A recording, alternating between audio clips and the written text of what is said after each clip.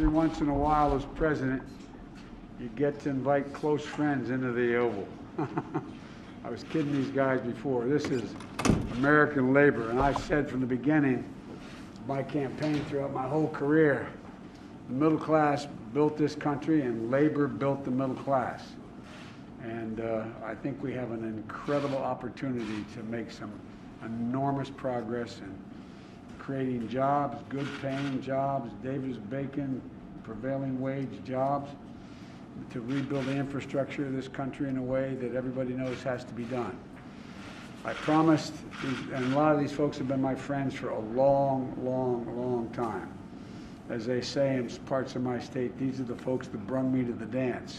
And I appreciate their friendship. And as I said, when some of you were in here when I was with the business community, I said I want to make it clear I'm a labor guy.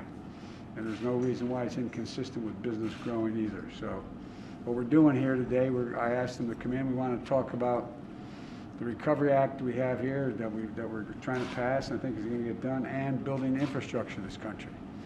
We are so far behind the curve. We rank something like 38th in the world in terms of our infrastructure. Everything from canals to highways to airports to everything we can do and we need to do to make ourselves competitive in the 21st century. And so the Vice President and I are looking forward to this meeting, and we're going to have a good conversation. And I think, American workers and the whole economy is going to grow in a way that we haven't seen it grow in a long time. This is the time for us to move. So, at any rate, I'll let you know we're going to have a long conversation here. I don't know how long, but we're going to have a conversation as long as they're willing to put up with me and talk about how we're going to get this done. So, thank you all for coming in. Appreciate it. Mr. President, what did you learn from Americans last night about what they want in this plan? I learned based on the polling data, they want everything that's in the plan. Not a joke. Everything that's in the plan. The fact is that I asked a rhetorical question. Those who oppose the plan, what don't they like? What particular program don't they like? Don't they want to help people with nutrition? Don't they want to help people be able to pay their mortgages? Don't they want to help people get their unemployment insurance? Don't they want to make sure that people are able to stay in their homes without being thrown out of their homes in the middle of this god-awful pandemic? What don't they like?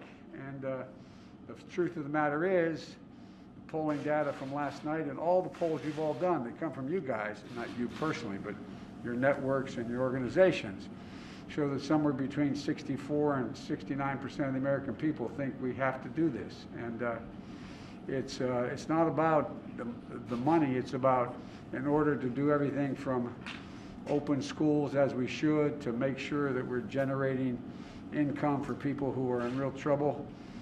It's about how much it costs. The federal government has to chip in, make sure we get this done. And as I said, almost every major economist in the country and the International Monetary Fund as well says it's going to grow the economy. And that's what we're talking about here. We're going to talk about how we grow the economy. So thank you all for coming in.